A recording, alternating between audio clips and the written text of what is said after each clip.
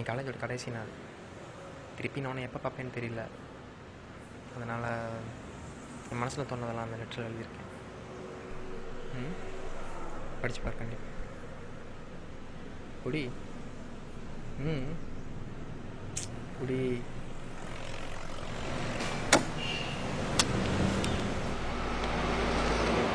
அந்த லெட்டர் யாருக்கு? வேற பொண்ணுக்கா? ஊருக்கு, என்னோட அம்மாக்கு. மறந்துடாத. அன்பும் அம்மாவும் இருக்கா? உன் மகன் மறி எழுதி கொள்வதும் பரீட்சையெல்லாம் முடிஞ்சிச்சு. நான் பார்த்தா எழுதியிருக்கேன். இனிமே நான் உனக்கு அம்மாவுக்கு.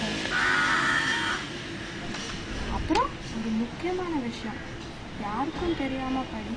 நான் காலேஜ் சேர்ந்த கொஞ்ச நாள் ஒரு பொண்ணை பார்த்தேம்மா. இன்ன வரைக்கும் பார்த்துட்டு தான் இருக்கேன். அவள் பேர் பிரியா.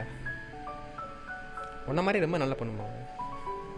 ஒரு பிச்சைக்காரன் காசு கேட்டால் கூட பேரை கேட்டு தான் போடுவாள். அவங்களுக்கு பேர் இல்லைன்னு வச்சுக்கோயேன், இப்படி ஒரு பேர் வைப்பா. எனக்கு தெரிஞ்சு எங்கள் காலேஜிலே சுடிதார் மேலே துப்பட்டா ஏன் போடுறோன்னு தெரிஞ்சு போடுற ஒரே பொண்ணு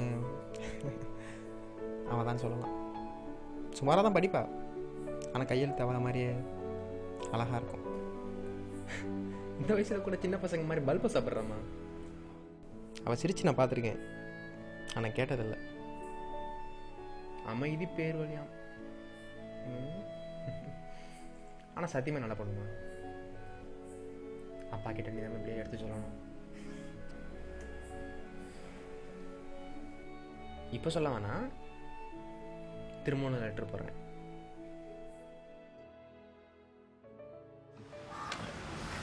அன்புடன் படி.